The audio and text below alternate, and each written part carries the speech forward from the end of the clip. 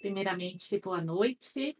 Esse é o Clube de Leitura Dev. A gente vai falar do capítulo 4, que vai abordar o Quick Sort, né, do livro Entendendo Algoritmos. Pessoal, sejam todos bem-vindos. Eu espero que a gente tenha aí uma boa noite, onde a gente possa compartilhar um pouco dos conceitos que tem nesse capítulo. Particularmente, eu acho que a gente ouve muito falar de Quicksort como um algoritmo de ordenação, mas quando a gente realmente vai se estressa a pergunta a respeito, a gente acaba dando uma gaguejada. Então eu acho que esse capítulo é importante, porque pelo menos você entende qual que é a estrutura do Quicksort, como que você pode utilizar. Mas além do Quicksort, ele fala da questão da técnica divide para conquistar. Então, eu queria passar pelas páginas aqui com vocês. Ele vai estar lá na página 90 aqui do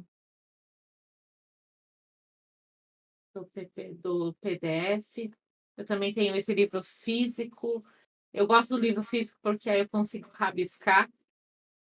Eu já fui muito conservadora referente a rabiscar livros, mas eu acho que faz parte, eu acho que é importante, ainda mais quando é para você estar estudando um tema, né?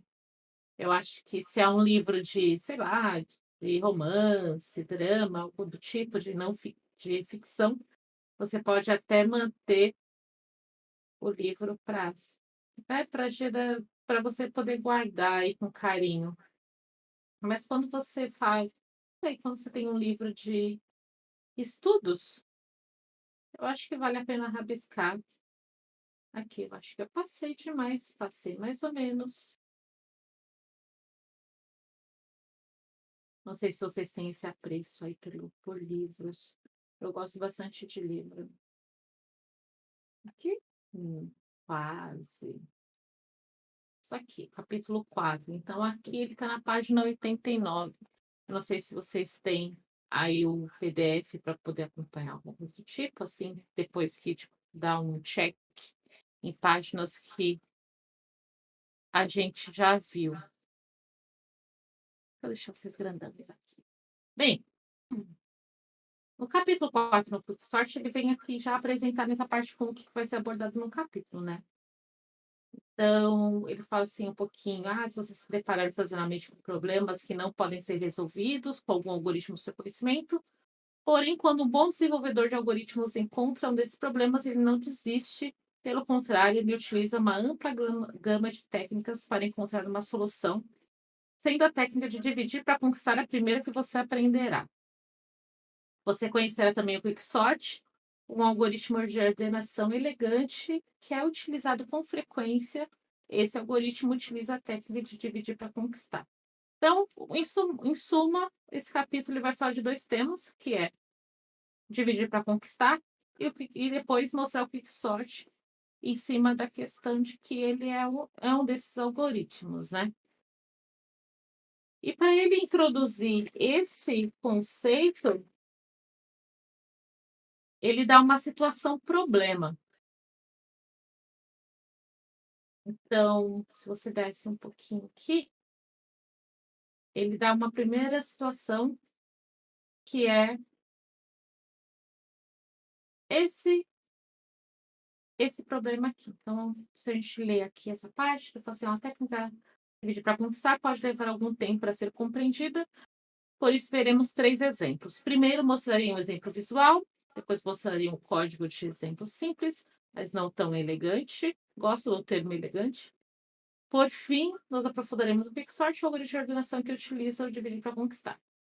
Suponha que você seja um fazendeiro que tenha uma área de terra.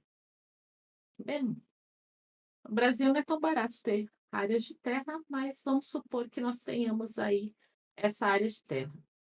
E essa área de terra, ela tem essa medida 1.680 metros por 640 metros.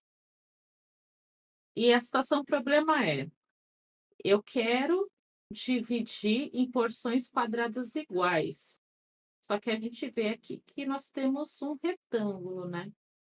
Então como é que eu posso encontrar quadradinhos de mesma área, que não eu não tenha perda de nada do meu terreno?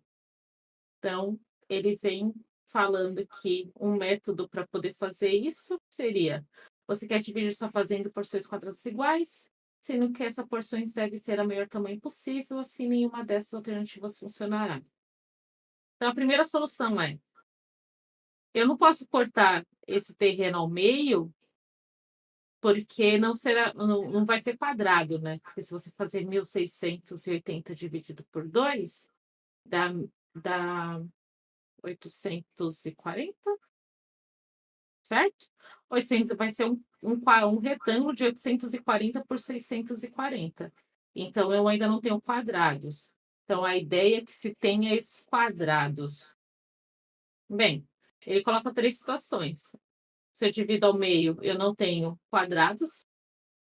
Se eu tento algum outro método, talvez esse quadrado que eu faça não seja exatamente o maior quadrado possível, dado essas medidas, ou eu posso ir experimentando, fazendo esses recortes aqui para até tentar.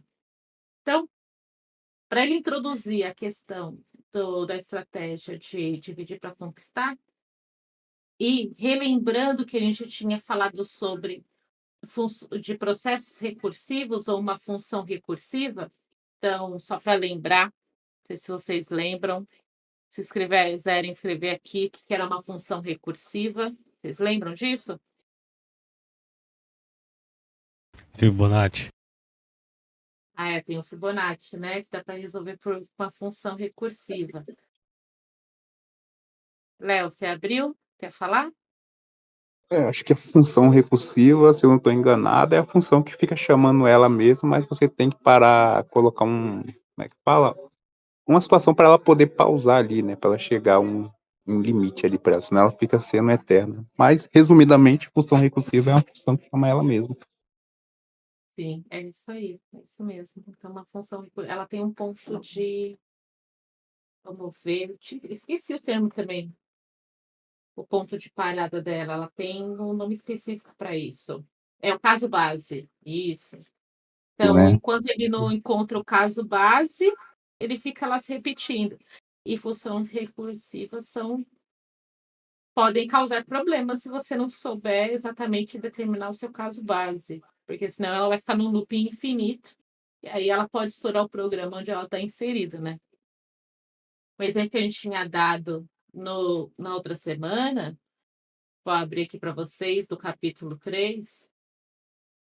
Não sei se vocês lembram quem estava participando, a gente tinha uma função recursiva, que era exatamente o Fibonacci que o Roberto falou. E aí, beleza, a gente fez a fatorial, a Fibonacci, assim por diante. E aí a gente fez um teste de mesa, onde a gente calculava o fatorial de 1000, sequência de Fibonacci dos 7 primeiros e uma soma de uma lista. E aí, só para retomar nossa memória. O Fibonacci, eu tenho essa sequência onde o número é sempre a soma dos seus 2 anteriores. Então, se eu começar, vou começar a partir daqui, ó, tá vendo? O 2, ele é a soma de 1 mais 1. O 3 é a soma de 2 mais 1, e assim por diante. Eu posso escrever de uma maneira bem mais simples, onde eu coloco o meu caso base de retorno de igual a zero, se o n for menor que zero, ou neste caso, se ele for igual a 1, ele retorna 1.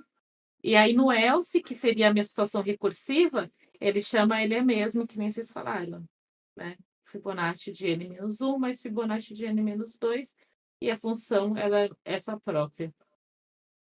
E nesse exercício aqui, o problema que a gente tinha é que quando a gente mandou rodar essa parte, então só para a gente relembrar, que ele estoura um erro Vou fazer o seguinte, aqui isso daqui eu achei até interessante isso do Python, tem um Python Debugger, que ele mostra a stack dos passos que ele está fazendo no código. Mas se eu fizer um run Python file aqui, ele me estoura um erro exatamente no fatorial de 1000. E aí a gente ficou se debatendo a cabeça naquela vez, porque falou assim, putz, por que estourou o fatorial de 1000? Quando a gente colocou 999, peraí, tinha rodado. Vamos ver se ele vai rodar de novo.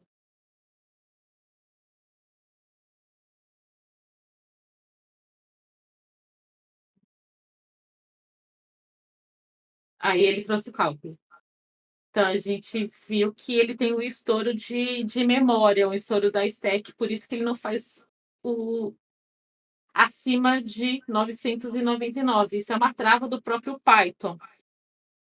Para eu tentar, sei lá, salvar recurso, porque senão fica impossível. Imagina que ele está fazendo, ele está se chamando praticamente 1000 vezes, né?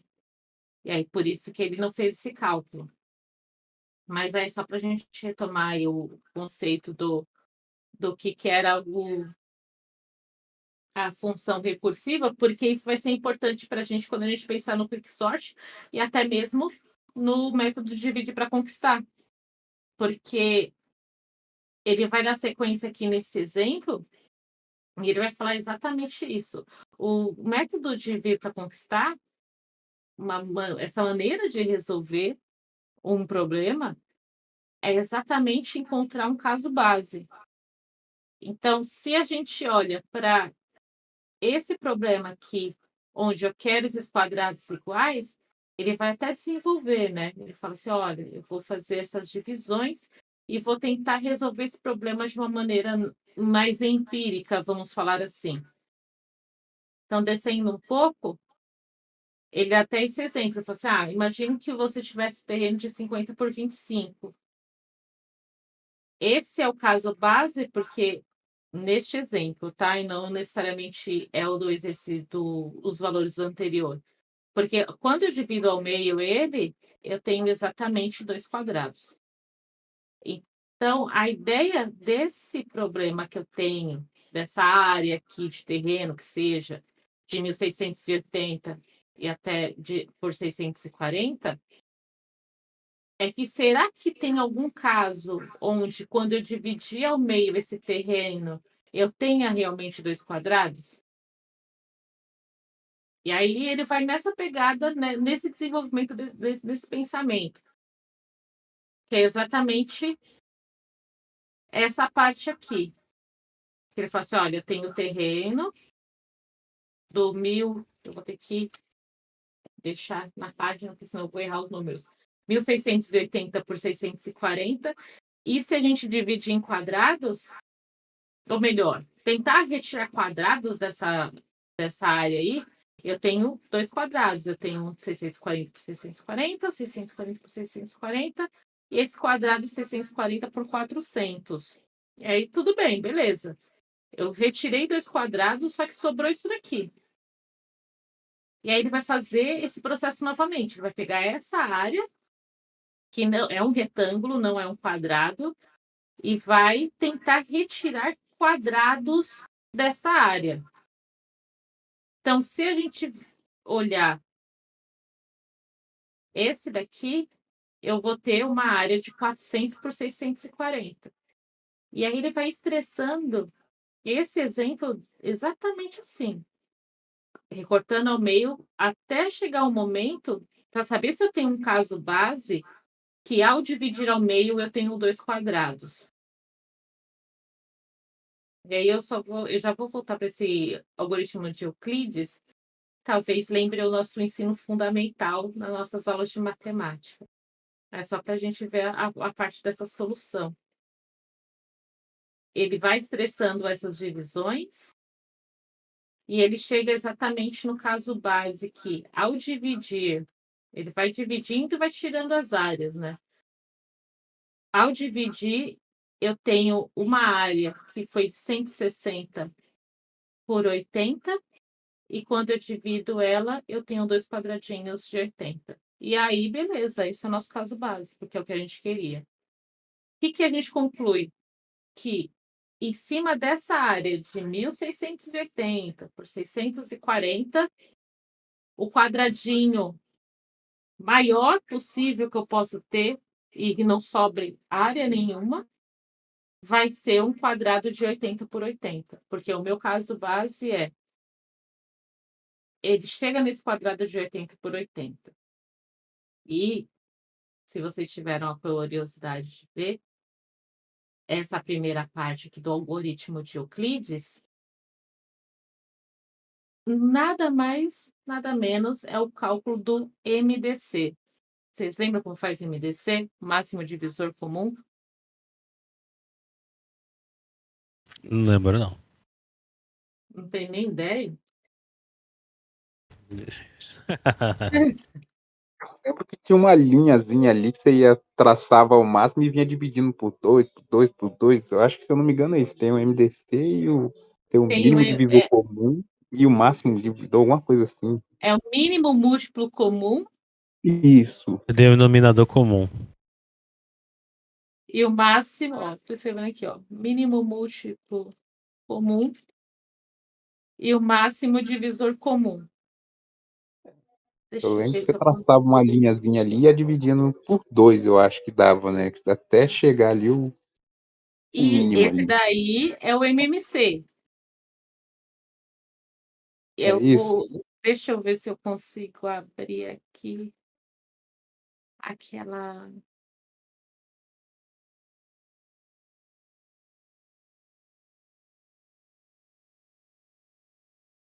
esse livro ele traz umas tira umas coisas da sei lá, do ensino fundamental, eu pelo menos caramba, pra gente poder desenhar. Toda hora eu perco esse site, é um site O para draw fazer lá. como que é o nome? Help Me. Eu sempre esqueço ele. Ele é muito bonzinho para desenhar. Eu não tô nem no meu PC. Eu já que eu tô entrando aqui. O Xcalibur Pro, o Draw.io, Não é o Dry.io. Acho que ela falou aí, é o primeiro que ela falou. Xcalibur Pro? É isso aí, caraca, sei. E eu tenho as anotações do anterior, para você ver que tipo, eu usei. Eu acho que eu vou perguntar sempre. E não adianta eu salvar, porque eu sempre vou perguntar. E sabe o que me lembra esse nome? É tipo Excalibur, sabe? Lembra da espada do Rei Arthur? É, você é muito nórdica. Por que que eu fui lembrar de uma coisa, tipo, nada a ver, né? Mas, tipo, Sky, É enfim. a fonética. É, então, só para a gente lembrar como que a gente faz o MDC, tá? Mas eu falei assim, pra quê, Jaque? Ah, sei lá, vamos lembrar. Afinal de contas, o MDC também é a gente utiliza a gente pode utilizar o algoritmo de Euclides para isso. Então, deixa eu colocar aqui o número. Os números eram 1.680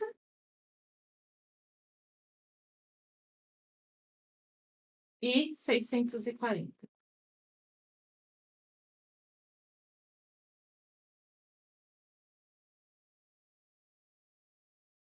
Pois eu arrumo. E aí vocês meio que lembraram bem, né? Porque eles tinham os risquinhos, né? E é mais ou menos isso.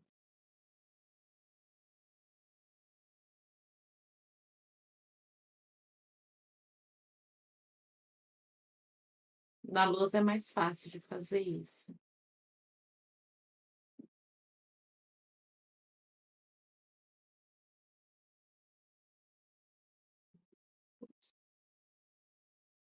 a melhor coisa, mas eu acho que vai dar uma boa ideia. A gente vai fazer o seguinte: o quociente, lembra o que é quociente?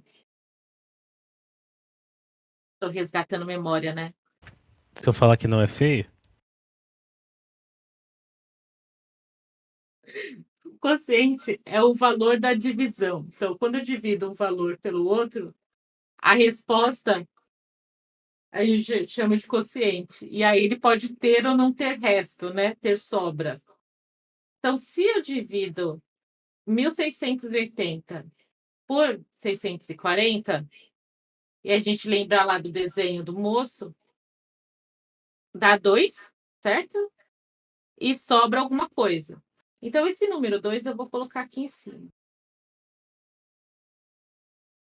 Porque ele cabe duas vezes. 1680 dividido por 640 dá 2 e sobra um pouquinho. Sobra, no caso, 240. Não, mentira. Sobra 400. Esse 400, eu vou colocar ele aqui embaixo. Beleza, eu vou fazer esse processo de novo. Mas agora eu vou utilizar o resto. Eu vou ver quantas vezes o 400 cabe no 640. E aí a gente já sabe que cabe somente uma vez. Então, eu vou colocar o número 1 aqui.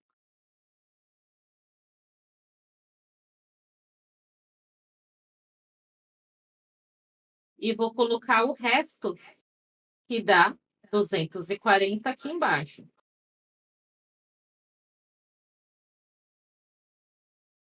Beleza.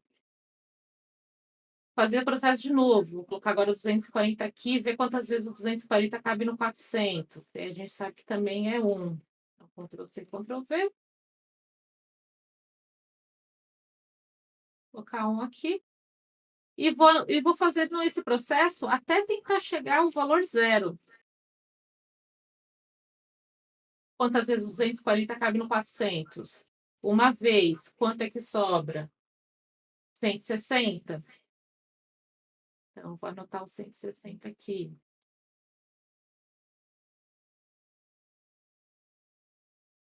Copio o 160 aqui. Vejo novamente quantas vezes 160 cabe no 240. Cabe uma vez.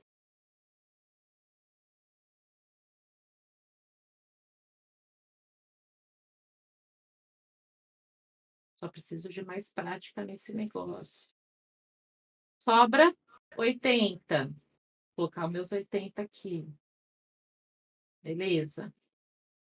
Vou fazer o processo novamente. Quantas vezes 80 cabe no 160? 2 vezes. Então, eu vou pôr 2 aqui. E sobra quanto? Sobra 0.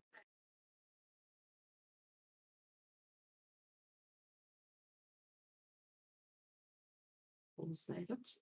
Boa. Ctrl+C, Ctrl+V. Quando eu chego no resto 0, eu vejo que o anterior é o MDC, que é o máximo divisor comum.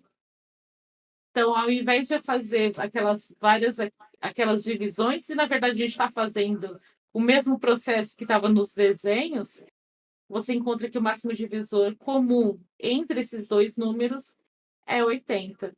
Por isso que e esse é o algoritmo de Euclides, né? Você fazendo essas divisões e pegando os restos e sempre voltando, ver quantas vezes o valor do resto cabe no número anterior. Esse é o algoritmo. E aí você pode ver que ele faz exatamente esse desenho. Ele chega no caso base do valor 80, que a gente viu calculando o MDC ou com o algoritmo de Euclides, e saímos que o maior quadrado possível para dividir essa área enorme são quadrados de 80 por 80. E aí cabe a reflexão, né? Porque o método de dividir para conquistar, você encontra o caso base como numa função recursiva e é uma questão de ir dividindo, diminuindo os seus problemas. E aí uma coisa que eu estava refletindo, não sei se vocês já ouviram sobre Descartes, Só por nome. só por nome, né. Descartes ele escreveu um livro em 1630 por aí. Não é da minha época. Não, né, faz tempo, né. Poxa, também não é da minha. Fiquei sabendo, me contaram que ele escreveu um livro que se chama O Discurso do Método. E esse livro, na época, estava praticamente era a época do iluminismo, né, onde estava acontecendo as grandes navegações, estava acontecendo a a questão do protestantismo, né, no mundo Europa, né, porque afinal de contas as histórias são contadas as histórias dos vencedores. E tem e também é um momento de que fala muito sobre a questão do mecanicismo. Não sei nem se fala assim. Me corrijam se eu estiver errado, se vocês lembram de alguma coisa referente a essa parte da história. Onde, se eu entendo as partes de um sistema, eu consigo entender o todo. Então, ele é um dos grandes pais dessa teoria filosófica, né? Que se você pega um problema e divide ele em pedaços bem menorzinhos, entendendo todos esses menores pedaços, juntando você entende o todo. É aí que também evolui bastante a questão da medicina, porque fala assim, se eu começar a entender as partes do corpo, eu consigo entender ele inteiro.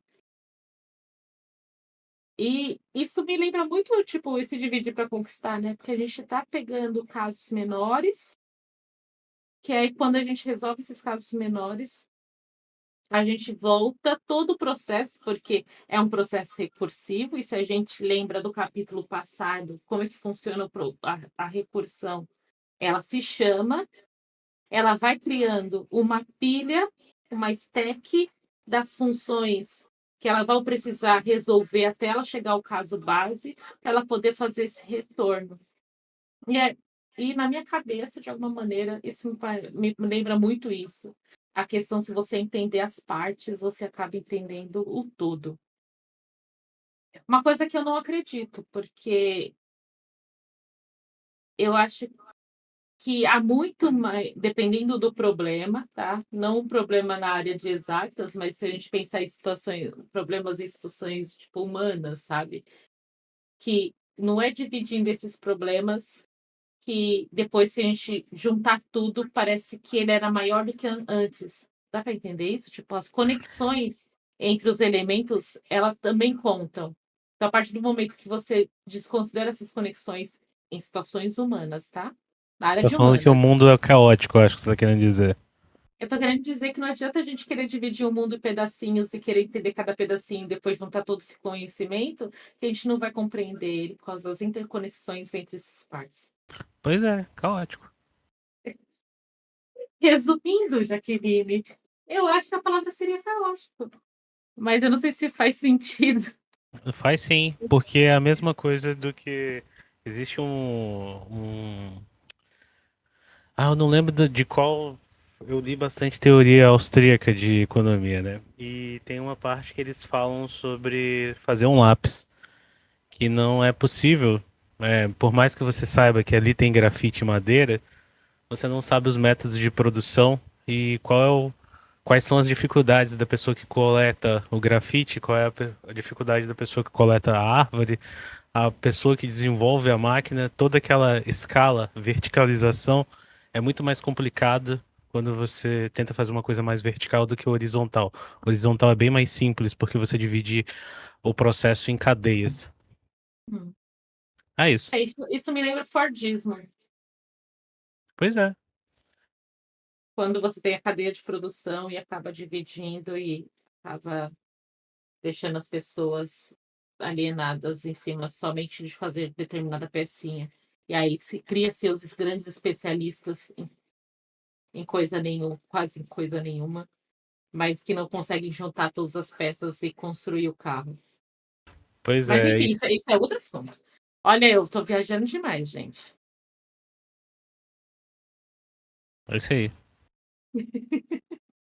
Mas a ideia do dividir para conquistar é exatamente essa. Eu tenho um problema enorme, eu vou dividir ele em menores passos, posso usar uma função recursiva que acaba se chamando para encontrar esse caso base, e aí sim eu consegui resolver todo o problema.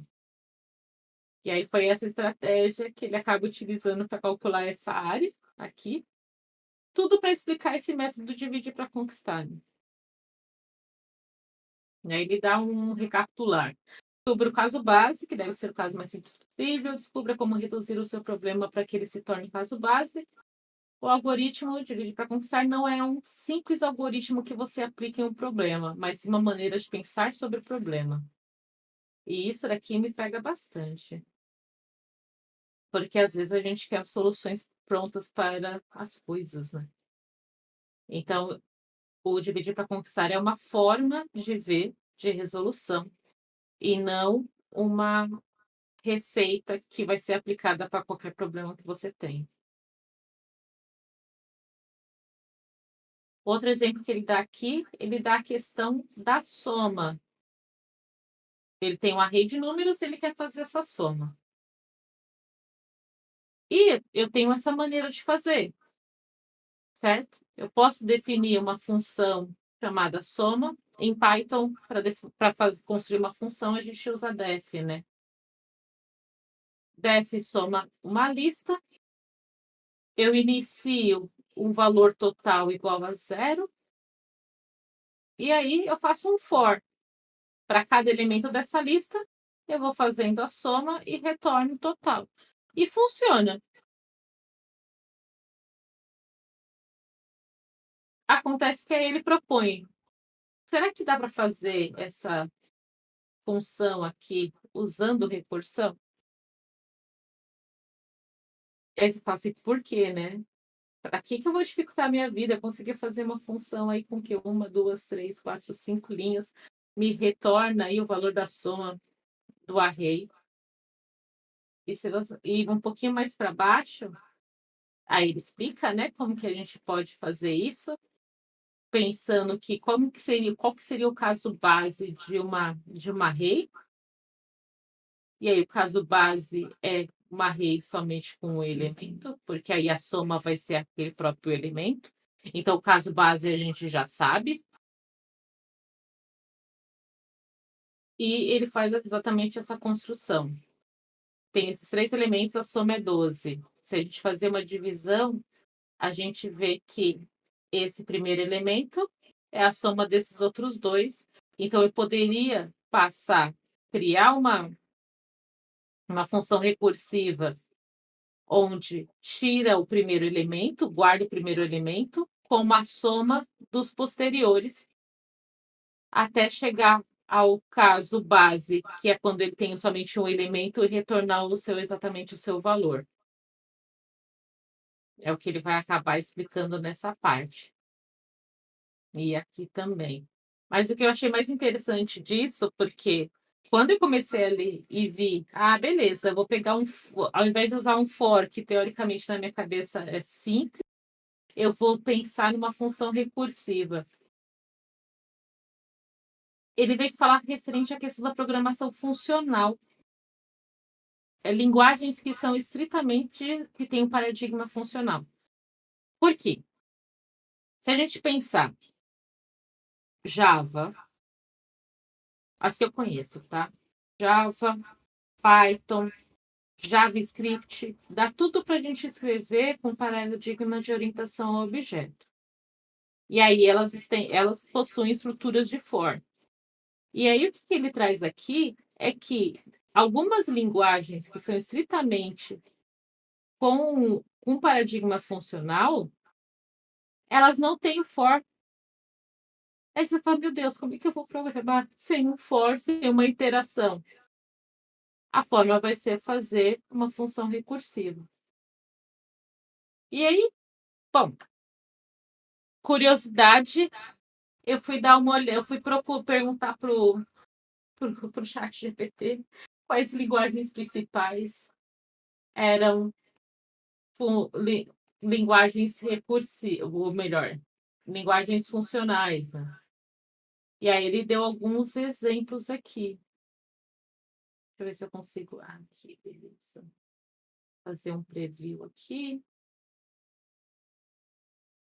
E aí eu tenho a. Ixi, eu não Haskell. sei. Obrigada. Haskell, eu fiquei assim com dúvida. Falei, putz, será que eu vou errar isso? Sinceramente, nunca tinha ouvido falar. E aí ele até fala um pouquinho, ele é popular muito na academia, na faculdade, né? Os hipsters Ele amam isso aí. tem o Elixir, essa eu já Elixir. ouvi. Elixir. Olha, Elixir, poxa, sou eu passando vergonha. Fica tranquila, Jaque. Eu tô aqui pra te salvar. Valeu. Tem o Elixir. Mas a gente não pode falar e chamar de Elixir, porque Elixir me lembra aquelas Vida, né? bebidinhas. Eu acho. Medieval. Isso, tá vendo? Ó, Você tá tá uma muito vibe. nórdica, hein? Você tá muito nórdica. Tô muito numa vibe histórica hoje. Tem o Elixir. E eu achei interessante ele falar que o próprio Discord utiliza essa linguagem. Essa eu já ouvi falar em outros lugares. Vocês conhecem algumas empresas que trabalham com essa linguagem? É, telefonia. Tudo de telefonia em Elixir. Eu vou até procurar aqui, Elixir. E quando as pessoas trabalham com ela, elas falam Elixir mesmo? Eu sempre ouvi Eu tô, falando Elixir. Elixir, Lang, Haskell. eu tô zoando. É que eu realmente não sabia. E aí tem aqui o site da Elixir. Ô, Jaque, pra você não Nunca se mexi sentir nele. tão mal, eu falava Enable quando eu comecei a aprender programação. Obrigada. Enable, desable? Muchacho. Muito bom. Eu acho que tem algumas outras empresas que.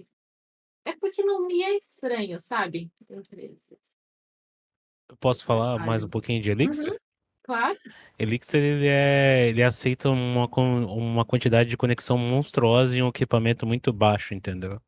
Então, como a gente quer usar para comunicação, para a área de telecomunicação, se usa Elixir para, sei lá, abrir 2 milhões de conexões numa máquina aí com 2 cores, 3 cores, e ela não perde, ela tem um uptime fantástico, como eu diria.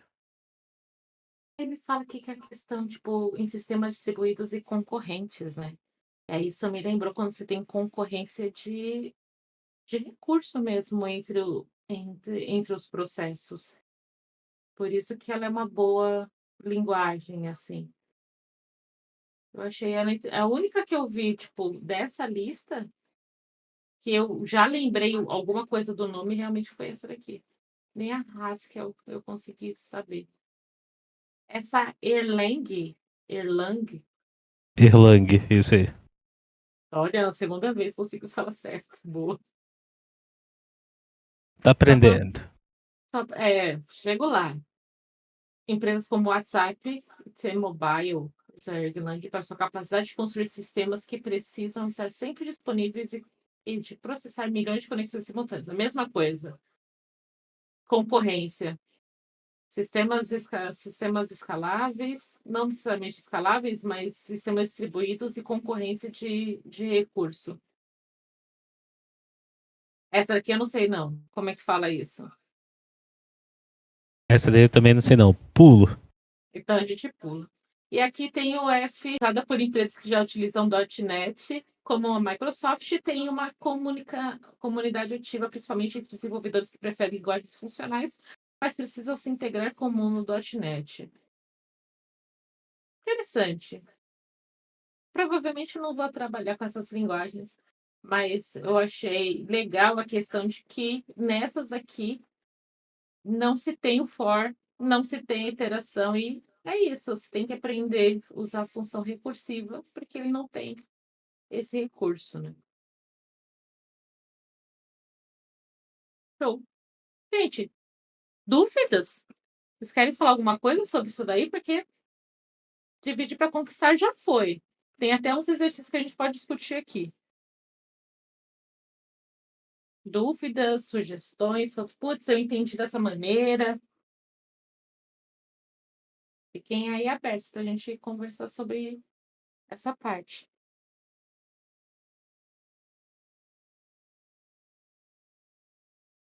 Não? De boa? Pra mim, ok. Tá suave? Boa, bora lá. Aí teve os exercícios aqui nessa página, da página 101 aqui, mas no livro é a página. Não sei se vocês têm um exercício ali. Está na página 77. Que aí ele pede, escreve um código para a função soma, visto anteriormente, que é aquela função lá do vetor, do array que você tem. Exatamente essa função aqui. Como é que você consegue construir ela como uma função recursiva?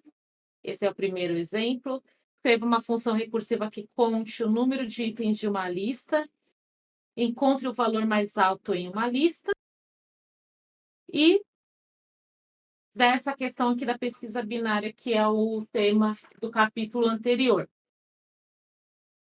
Só dá para uma passadinha pelo código, eu acabei fazendo esses exercícios aqui para a gente conversar rapidinho. Então, na página 77.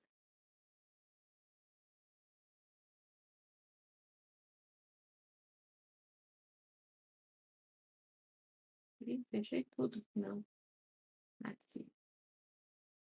Então, como que eu conseguiria escrever aí um código de uma função soma? Escrevo código para a função soma vista anteriormente. Então, essa eu acho que foi a mais tranquila, né? É uma função que recebe a soma. O meu caso base, essa é a lista, ela está vazia. E aí, se o tamanho, tá vendo? O len lista for 0, ela retorna 0. Caso contrário, ela retorna o valor mais a soma dela a partir da primeira posição. Tá vendo que tem um recorte aqui, né? Porque aí eu vou sempre tirando os primeiros para que eu consiga finalizar ela. E aí eu tenho aqui um teste de mesa para fazer o print da soma. Ele tem sempre a mesma estrutura. Ele tem o caso base e na parte do else eu vou ter chamando novamente a função.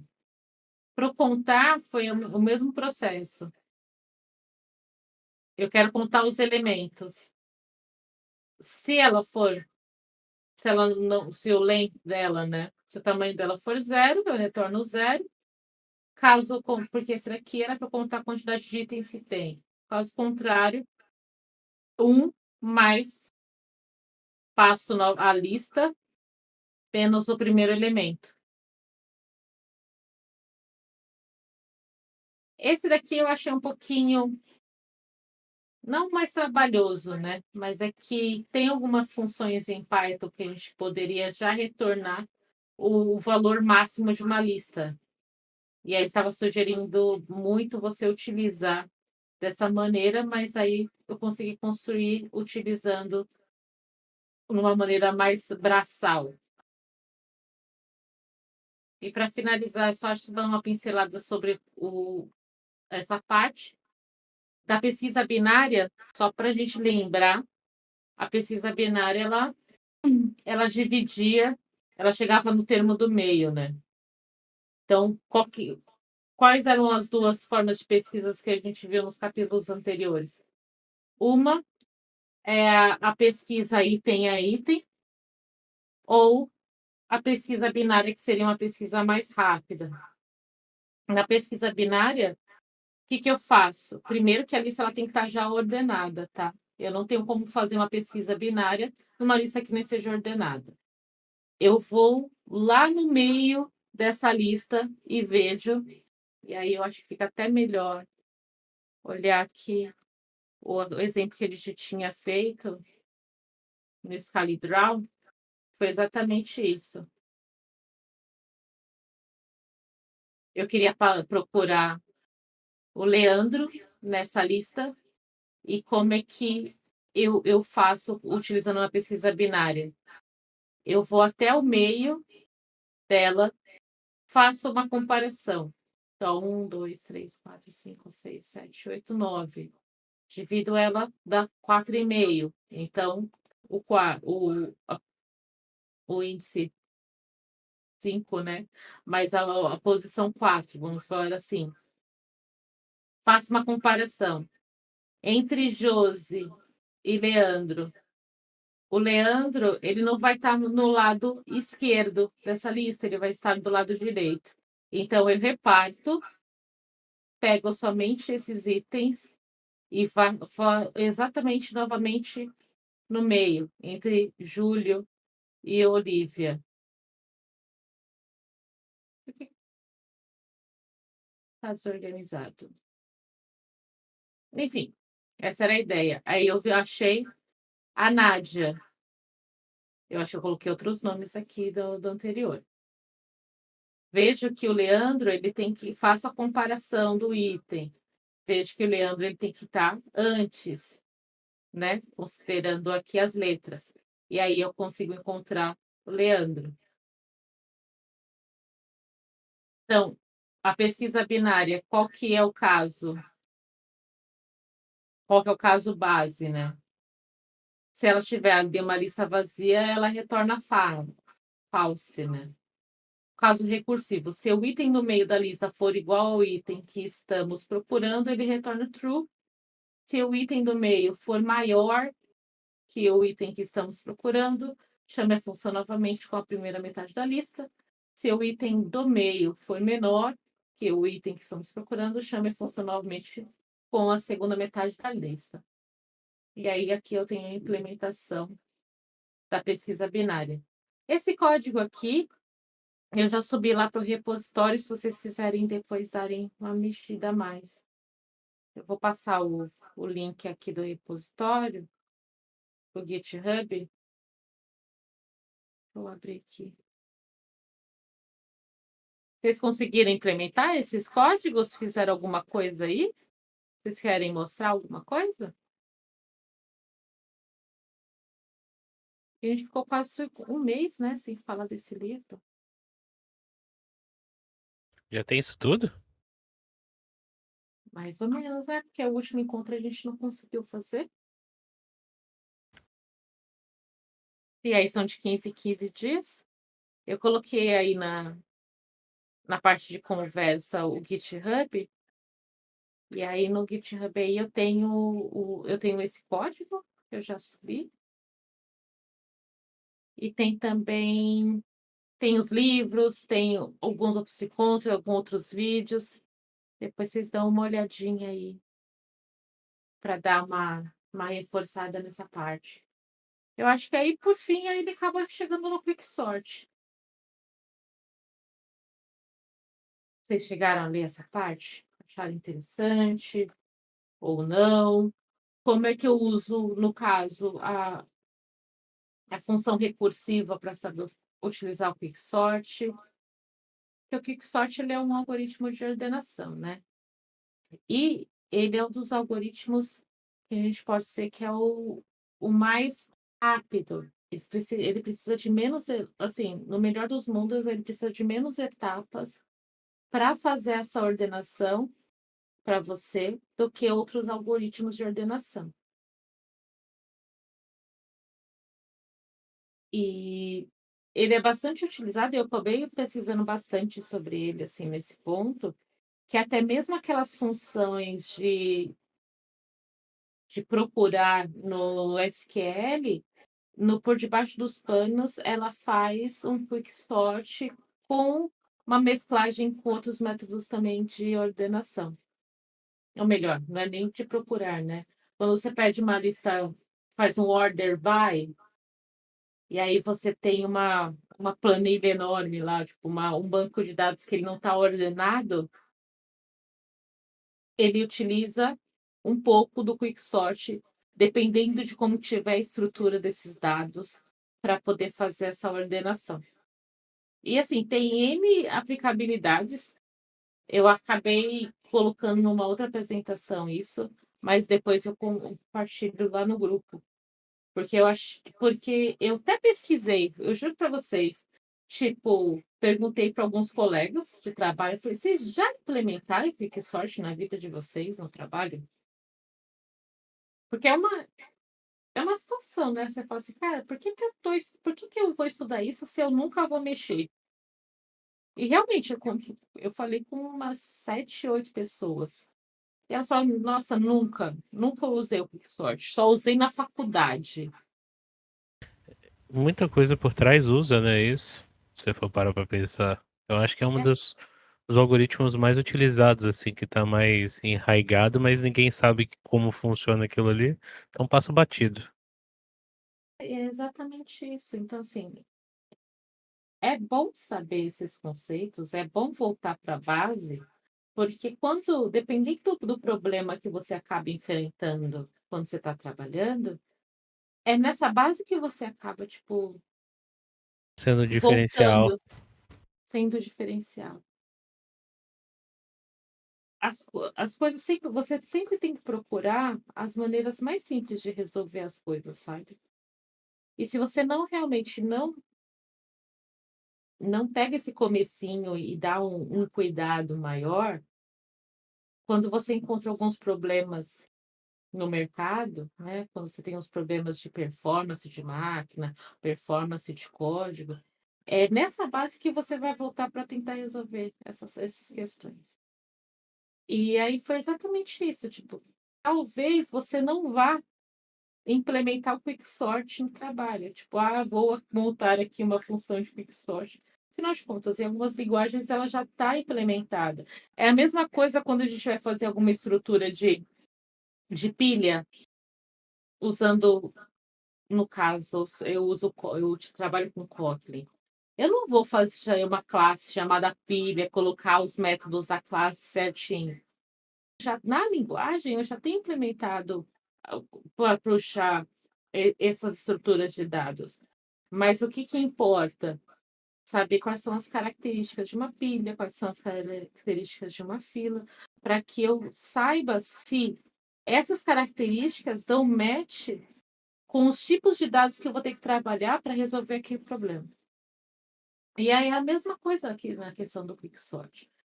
Talvez a gente nunca vai implementar ele, mas entender como ele funciona faz diferença depois quando você vai propor soluções. Você pode falar assim: "Putz, essa lista aqui, usar o Quicksort como um algoritmo de ordenação é uma boa para mim. Putz, talvez o Quicksort não seja a melhor dos mundos." E aí você achar outras alternativas para resolver seus problemas. Bem, depois desse disclaimer sobre Quicksort e por que a gente sabe um pouco mais a fundo esses conceitos, vamos passar aqui pelo Quicksort e ver o que a gente entende. Gente, tem alguma dúvida, alguma coisa que vocês queiram comentar?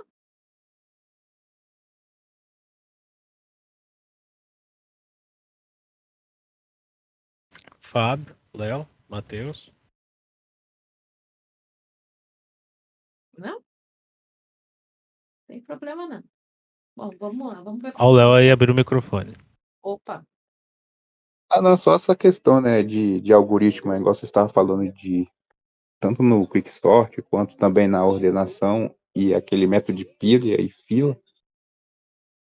Acho que não chega assim, na hora de implementar ali, a gente chega a usar, mas eu acredito que é bom saber, porque de repente você tem ali alguma coisa para buscar ali, você vai lá no banco, busca aquela tonelada de coisa lá, de repente com a lógica ali, com o algoritmo certo, você não precisa buscar tudo, né? Você só pega ali de repente o final ou o começo ali, de repente o que você quer buscar, e aí isso remete tanto à fila quanto à pilha, e também até a questão da ordenação ali, de repente ali um comandinho que você dá ali no uma script que você faz no banco já pode já pegar tudo aquilo e já trazer já ordenado para você, e isso já facilita bastante ali, né.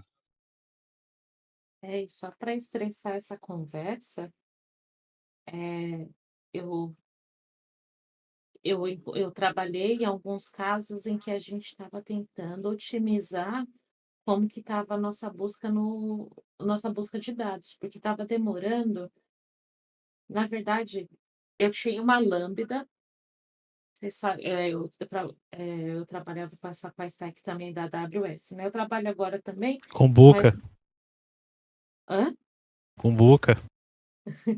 E utilizando a Lambda na AWS, como que é o serviço de Lambdas na AWS?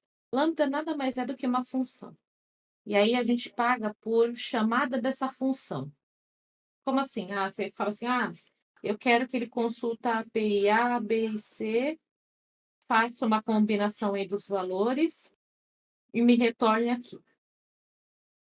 Essa lambda, e aí eu tenho lambdas, né, na AWS, eu também tenho step functions, que aí eu tenho uma.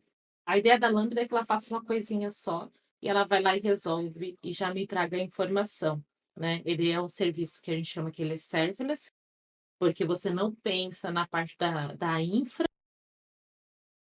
e ele executa ali para você, cobra para você só a vez que você chama e resolvido. E aí eu estava com uma situação, um problema, que era que eu tinha uma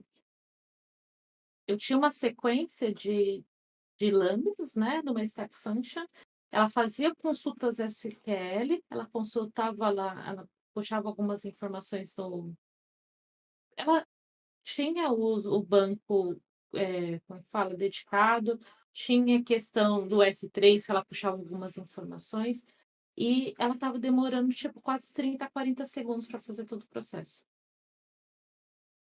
E aí, qual que foi a nossa estratégia para a gente tentar otimizar isso daí? Porque, afinal de contas, pensa o seguinte: você está no celular e demorar quase 30 segundos para botar uma informação, 40 segundos, é um absurdo de tempo. Você acha que quebrou? Não sei se vocês têm esse toque, sabe? Você está com o celular e você fica dando reload para ver se vai mais rápido. Porque não é um tempo aceitável. Dependendo de alguns outros sistemas, ele até dá tipo timeout, porque ele espera durante aquele, sei lá, 20 segundos que seja, não voltou a informação, ele vai lá e fecha a conexão. Se for uma chamada síncrona, né? E como foi a, a estratégia que a gente tomou? A gente teve que olhar aquelas estruturas das consultas do SQL de uma a uma, para tentar reduzir, para tentar ver se a gente estava chamando dados demais, dados que a gente não estava utilizando. A gente teve que fazer uma grande refatoração, que não foi uma coisa tão simples, porque eram tabelas absurdas, mas que, voltando para essa base que a gente precisa ter, se você não tem esses insights, sabe? De combinação de tabelas e assim por diante. Então, com mais esse disclaimer, vamos começar sobre o Quicksort. Eu até esqueci, porque eu comecei a falar da parte de lambda. É que foi bem, tipo, marcante, assim, sabe? É exatamente esses problemas que a gente não aprende na faculdade, ou não aprende em cursos, mas o que que a gente aprende na faculdade, de base, da sustentação para quando a gente encontra esses maiores problemas. Uma coisa que eu li há muito tempo atrás é que várias dessas linguagens que não têm for, elas são para serem minimalistas, o ideal de como elas foram feitas, e também para otimização, né? Porque não é sempre que você faz aquilo ali que vai ser uma bala de prata para resolver tudo. É como me perguntaram essa semana, né? Ah, Jaque, eles fizeram, como é que fala? Tipo, aquelas perguntas rápidas para você escolher entre um e outro. Aí, Python ou Java? Eu falei, depende. Não, tem que escolher. Eu falei, não é assim, depende do problema. Eu não sou fangirl de linguagem de programação. Eu uso a linguagem que for resolver meu problema. Eu espero, né? Antes eu era muito fangirl de Java, mas hoje, quem resolver, ganha, entendeu? E resolver bem, né? Não adianta só resolver. Bem, em suma, como que ele explica a questão do quicksort aqui? O quicksort, ele pode utilizar a questão de uma função recursiva. E para isso, ele vai fazer da seguinte maneira. Tá pensando, eu faço desenho. Não, vamos tentar ver como que foi a estrutura que ele explicou aqui. Deixa eu ver a partir de qual. Exatamente aqui. Primeira coisa que eu faço. Então, pensa no seguinte cenário, né? Eu tenho uma lista que eu quero ordenar, então ela está desorganizada. Então, deixa eu pegar esse exemplo dessa página 81, que eu acho que tá bom. A gente pensar nessa lista aqui. 33, 10, 15 e 7. E a gente quer ordená-la. Como é que eu faço para ordenar pensando no quicksort? O primeiro passo é você escolher um pivô. E o pivô, ele pode ser qualquer número. Mas, dependendo do número que você escolhe, quando você for escrever esse algoritmo, ele pode ficar mais ou menos difícil, vamos falar assim. Então, geralmente, quando você vai procurar aí na internet, os algoritmos utilizados no quicksort, geralmente a galera utiliza como pivô o último elemento. Mas também pode ser o primeiro. Então, deixa eu ver.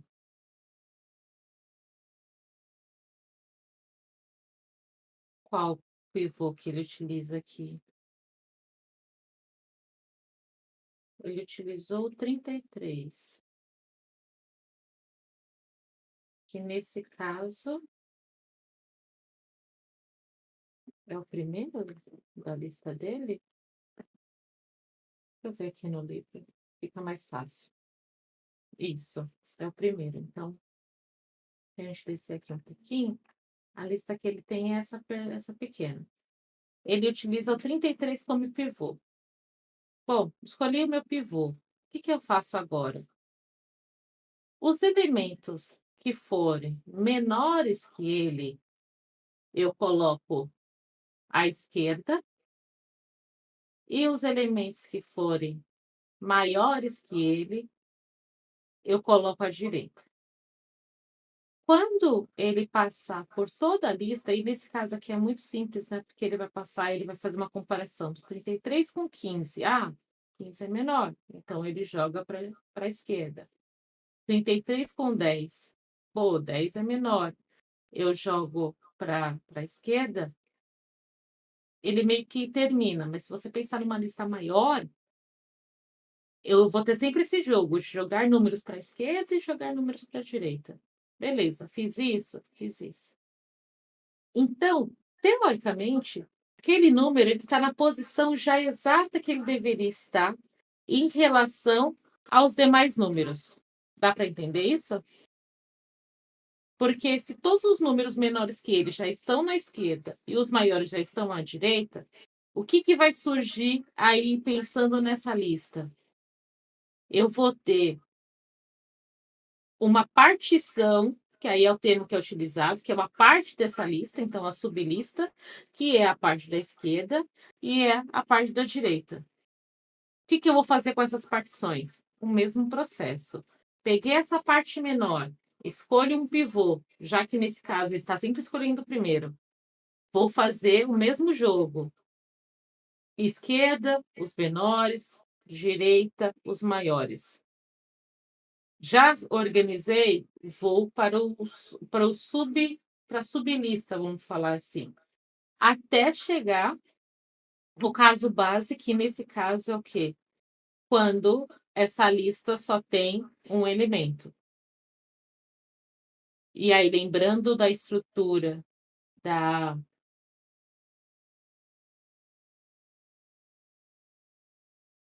recursiva, ele vai montar essa stack, essa pilha de funções recursivas, chegando, ou melhor, ele vai colocando em cima, né? Porque é pilha. Chegando na ponta onde ele vai ter o valor, porque vai ser o caso base, que vai ser somente um valor da lista, ele vai resolvendo os demais passos. Então, eu achei, assim, didático a forma que ele coloca aqui, que aí ele coloca o 33 como pivô, e aí, nesse caso aqui, e aí eu só dei essa explicação mais rápida para ver que os menores ele colocou à esquerda, e como não tem maiores, ficou esse array vazio, e agora ele vai fazer a organização desses 2 números aqui. E aí é simples, né? Se a gente utilizar o 15 como pivô, comparando o 15 com o 10, a gente vê que o 15 é maior, então a gente pega o 10 e coloca na frente do 15. O que sobra? Nada, porque essa lista é bem pequena. Então ele já ordenou ela, sabendo que a sequência é 10, 15 e 33.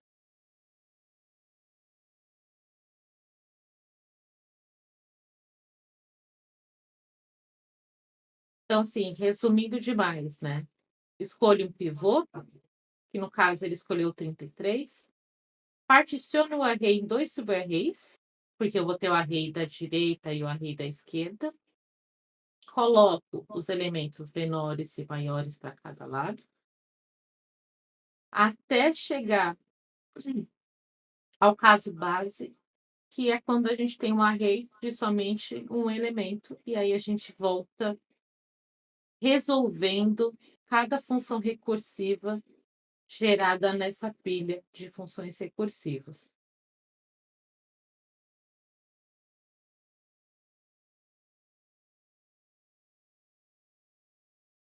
As funções mais simples que eu achei, vamos falar assim, sempre utilizam o último como pivô, tá? Mas eu tenho soluções que podem utilizar o elemento do meio como pivô ou o primeiro como pivô. E aí você fala assim, pois qual que é a diferença entre utilizar o primeiro, o do meio ou o último? Depende. A nossa intenção é que a gente ordene essa lista. Se ela já estiver ordenada, esse é o nosso pior cenário. Porque é como se ele repetisse praticamente todos os passos, porque ele vai ter que chegar até o final dela e praticamente não fazer essas movimentações. E é aí que entra essa parte aqui que eu achei interessante. Tem um outro exemplo aqui. Tá vendo? Eu tenho pivô, e aí ele divide as partições e depois, dentro dessas partições, ele aplica novamente um processo recursivo, de escolhendo o pivô e organizando. Ele chega nessa parte aqui que eu acho que é interessante, referente à notação Big O de cada um desses cenários. E é isso daqui que eu achei o mais legal desse capítulo, porque lembra como que a gente calcula isso daqui? Que dentro desse parênteses seria a reta que seria a função, né? Função na parte de matemática. Então, essa parte de baixo é o x, essa parte aqui é o y, e quanto maior for aqui, significa que mais itens eu tenho. E se essa curva ou essa linha ela cresce muito rápido, significa que eu tenho muitas etapas. Ó, comparar essa com essa daqui. A quantidade de etapas da pesquisa binária é menor da quantidade de etapas da pesquisa simples para ser resolvido, dependendo da quantidade de elementos que tem. Log de n é melhor do que n, porque log de n, essa função desenhada, você vê que no decorrer do tempo ela meio que se estabiliza. Ou melhor, na verdade é que a taxa acaba sendo muito pequena. Ela acaba virando tipo uma linha, vai puxando só essa linha. E aí isso é interessante porque a gente acaba comparando esses algoritmos. Lembra que a gente falou também da questão do caixeiro viajante, que é n ao quadrado, que é o pior cenário que a gente pode ter? Porque com poucos elementos, poucos X, vamos falar assim, eu tenho um número absurdo de etapas para poder resolver. E isso a gente está considerando somente um parâmetro, que seria a questão de um elemento, dois elementos.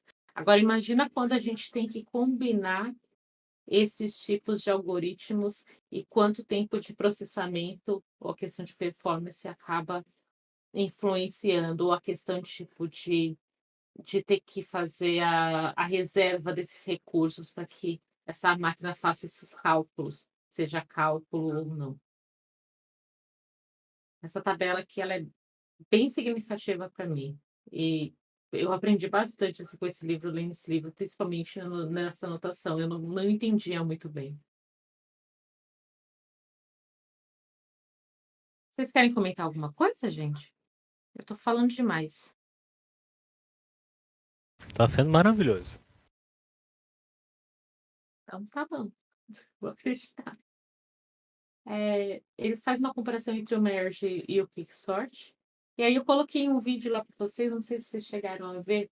Tem um professor que ele é da USP Leste, aqui em São Paulo, e ele é professor do curso de Sistema da Informação. E ele fez uma entrevista, podcast. Esse professor, ele é muito referência, assim, sabe? Eu faço um curso lá na USP Leste e no dia que eu faço o curso, esse professor tá dando aula, né. E as salas são, tipo, lotadas e é aquele silêncio absoluto, sabe, tipo, de todo mundo realmente prestando atenção. Eu acho isso bem legal, porque eu encontrei esses cenários com poucos professores na universidade que eu fiz, em todo esse tempo de universidade que eu acabei passando, para ver como que ele acaba retendo a atenção e como as pessoas têm um carinho muito grande por ele. E ele fala nessa entrevista, porque perguntou para ele assim: "Ah, comer comida ruim ou usar o Merge Sort para sempre na sua vida?".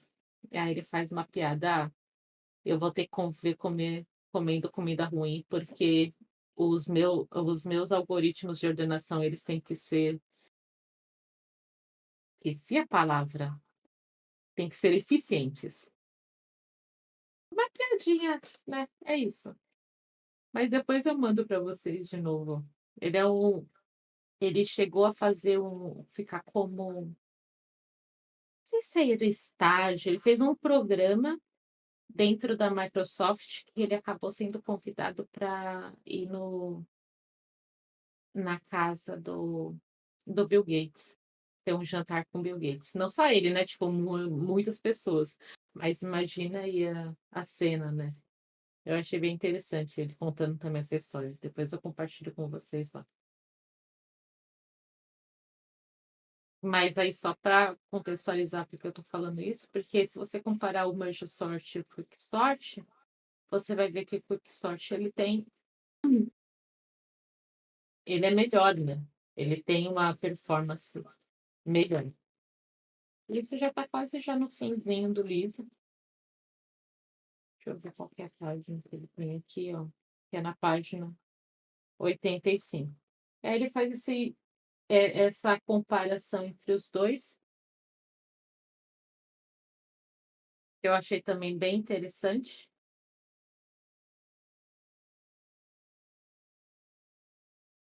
E também fala referente aos casos, os piores casos, os médios casos, né?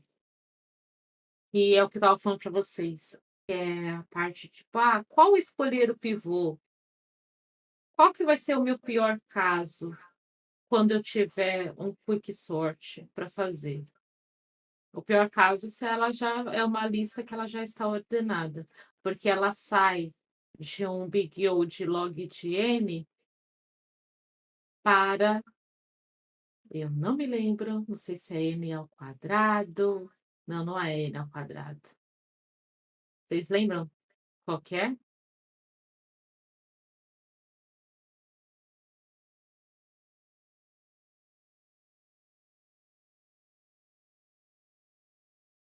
Eu acho que é esse aqui, ó. N, porque além disso, o algoritmo como um todo tem tempo de execução, que é o N vezes O log de N, esse é o melhor caso. Ou pior, é isso mesmo. O pior caso dele é N elevado ao quadrado. E aí, se a gente olhar aqui nas tabelas, N ao quadrado tá aqui, ó. Tá parecido muito com ordenação por seleção. Então, a gente sai de um N log de N, que tudo bem, ele não é o melhor caso.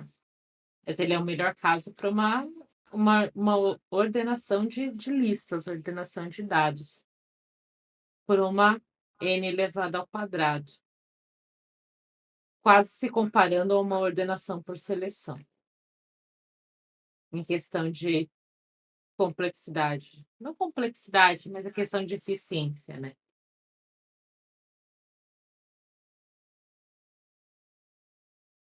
Bem, por último, ele pede para refletir novamente quais seriam os big O's dessas situações. E aí eu deixei lá no repositório, mas para vocês quiserem refletir um pouquinho. E esse capítulo, a recapitulação dele é essa. Como que a gente utiliza a estratégia de dividir para conquistar? Que a gente pode colocar ele numa situação, no caso base, de usar uma função recursiva. Por que funções recursivas são importantes ou interessantes? Que hoje tem essas linguagens funcionais que não têm estrutura de for, de loop. O tempo médio de execução do quicksort é n log de n. E a gente utiliza a constante na notação Big O pode ser relevante em alguns casos. Essa é a razão pela qual o quicksort é mais rápido do que o merge sort. A constante dificilmente será relevante na comparação entre pesquisa simples e pesquisa binária, pois log de n é muito mais rápido do que Big O de n, quando sua lista é grande. E, gente, eu acho que é isso. Próximo capítulo ele vai falar sobre tabela hash. Também é um tópico interessante, porque eu não me lembro de ter visto a tabela hash para montar mesmo, sabe? Na faculdade, em nível tipo de conceito, mas eu acho que a gente vai conseguir aprender bastante isso daí. E aí, gente, o que vocês querem falar, compartilhar sobre esse capítulo? O que vocês acharam? Eu acho que você conseguiu sintetizar bem, Jaque. Ah, boa. Eu li bastante isso daqui, para tentar. Porque eu acho que as coisas podem ficar complexas muito rápido. Mas a gente sempre retomando o motivo, eu acho que é um passo importante, sabe? E Entendi. o que eu queria colocar como desafio, eu vou deixar lá no grupo. Depois eu passo para vocês.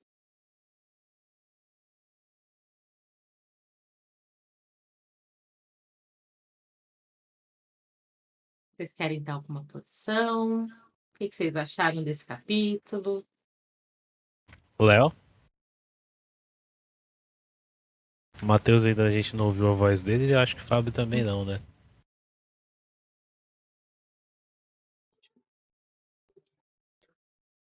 Isso aí era aquilo que a gente já estava conversando ali, né? Acho que o fato de a gente não estar ali aplicando sempre, vendo, aí quando a gente volta aqui para poder discutir de novo, fica aquela coisa ali meio que, meu Deus, aí aparece sempre estar ali o Big O, análise de complexidade, tal, aquele tipo de coisa.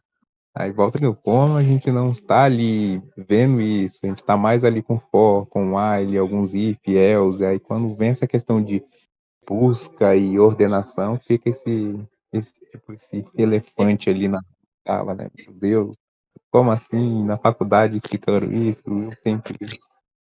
Na verdade, a gente não fica tão confortável, mas aí conforme você, de repente, vai discutindo, vai, igual tá essa discussão aqui, vai vendo ali como é que é implementado também questão da recursividade, vai vendo, aí aquilo vai ficando um pouquinho menos aquela névoa ali, né? Usa o modzinho ali, tira aquela névoa, igual do Silent Hill ali, vai ficar mais fácil, mais tranquilo de a gente conseguir entender.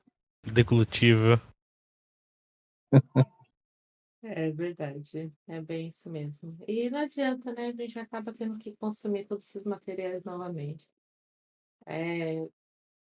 No dia a dia é mais difícil, mas dependendo da empresa onde você quer aplicar para trabalhar, Big Techs, a maioria dos testes vão pedir novamente esses tipos de conteúdo, sabe? Tem um livro que é o Cracking the Code. Cracking the Code Interview. Eu tenho ele aqui, ainda não abri. Eu acho que eu tenho medo desse livro.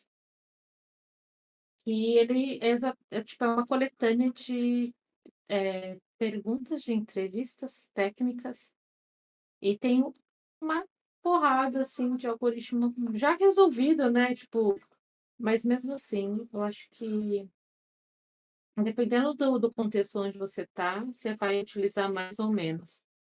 Se você está na área de ciências da computação, principalmente, você vai utilizar. Se você está na academia fazendo pesquisa, se você está, tipo, com tecnologias de ponta, resolvendo problemas extremamente críticos, vale a pena se voltar para a base.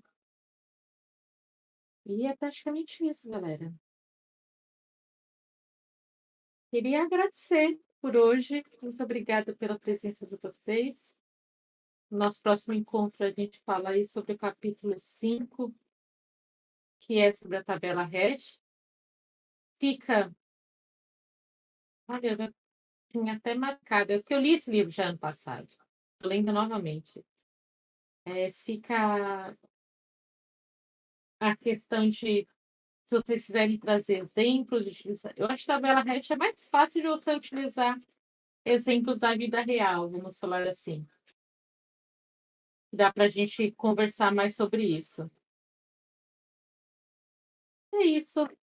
Queria agradecer, muito obrigada e até a próxima. Até, Jaque.